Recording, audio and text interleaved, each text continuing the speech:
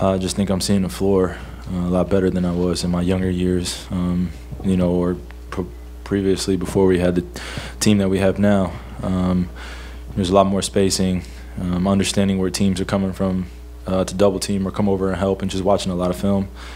And just dedicated myself to the game, not cheating it, not trying to skip any steps, understanding that, every game that I get a chance to go out there and play, it's a chance for me to continually get better, dominate in any facet of the game, and as well as lead my team and do whatever it takes. So that fearless attitude that I have, is now, definitely putting me in a position to be successful out there on the floor.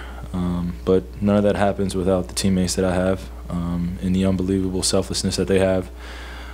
That selfless nature allows me to be who I am truly. So I'm just grateful for that.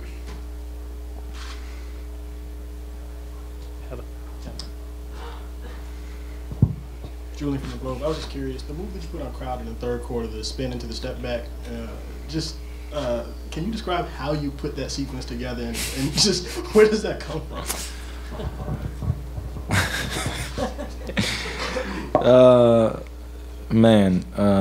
Just constantly watching, a lot of guys that have come before me, being able to create just enough separation to get my shot off, seeing the way the defense is playing me, but more or less just allowing my footwork to be able to make up for my lack of athleticism that I have at the rim, or some of the speed that guys may have on me, or some of the aggressiveness that guys try. And just a lot of dedication, man, a lot of hard work to it. But that sequence is something that I've worked on plenty of times. I'm glad that the shot went in. The move doesn't mean anything unless the shot goes in. That's one of the things that my dad always told me.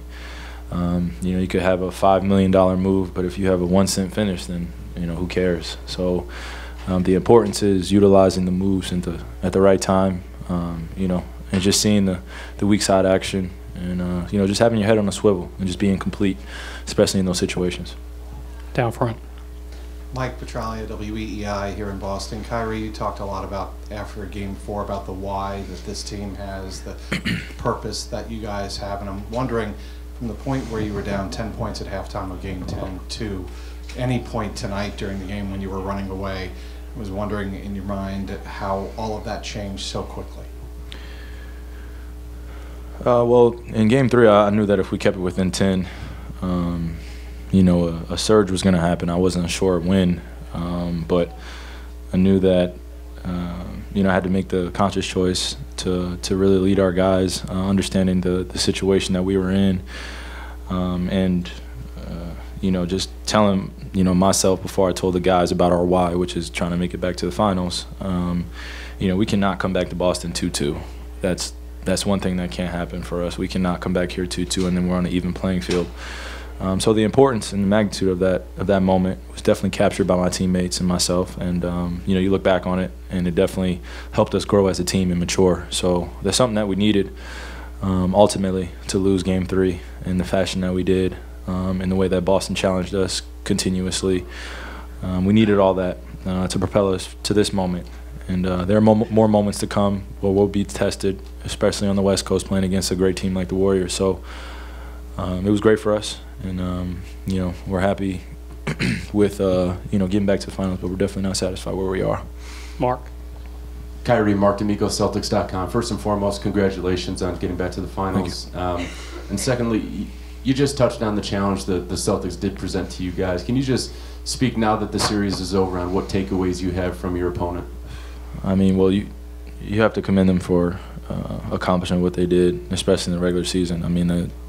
The goals that they set, they were definitely challenging us, and it made the league turn for a little bit. Just 1 versus 2, 2-1, and who's going to get first place, and who's actually ready for the playoffs, and that makes basketball exciting. That makes the league exciting.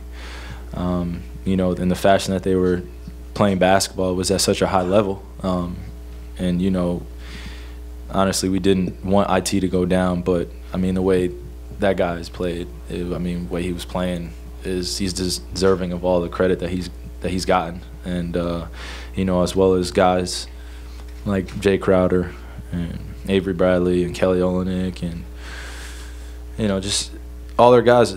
They're just dedicated to basketball. They're coming out and they're hitting us, and they don't care who you are. You know, I was watching before tonight's game, the game that they played in Golden State, in the way, in the fashion that they did that. That was the testament. That was the turn of how special they could be, and they made it this far. And it was 1 versus 2, and it was a matchup that you know, we were all looking forward to, and I'm glad that we prevailed. But they tested us every single minute, and we needed that.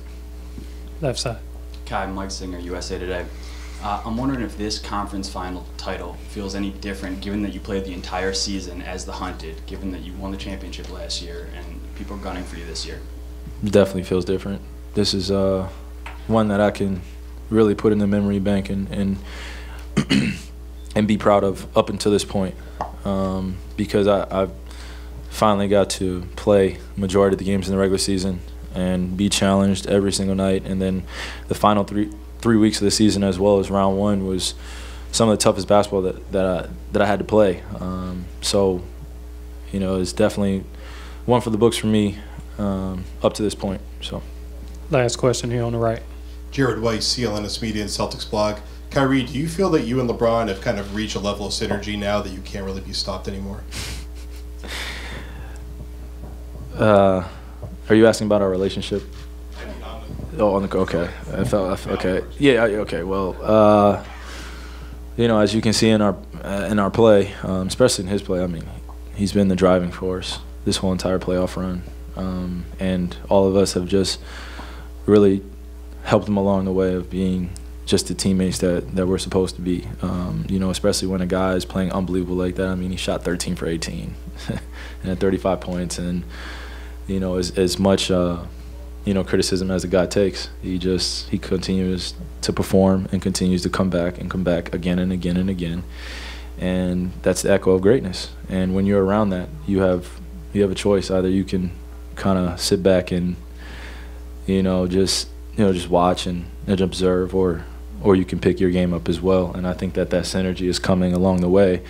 And in our beginning stages, I think that we didn't want to step on each other's toes because of how special we both are, and the other pieces that we have on our team. And that's a hard balance to figure out. But the special ones figured out.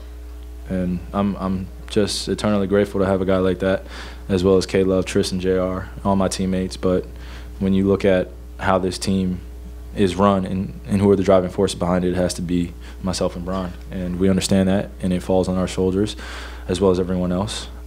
But we have to carry it. And I accepted that, and he knows I'm preparing every single day, and I'm dedicating myself every single day to this game, and I'm leaving it all out there. And I expect the same from him. So when you get to that level of trust, and you allow him to, or you allow someone to come into, a friendship that extends well off the court, and you understand how great this era can be if we are selfless to the point where we don't think about anything else except for the greatness of our team and what we can accomplish. So we stay in that moment. We're very special. So. All right. Thanks, everybody. Yep. Thanks, Kyrie.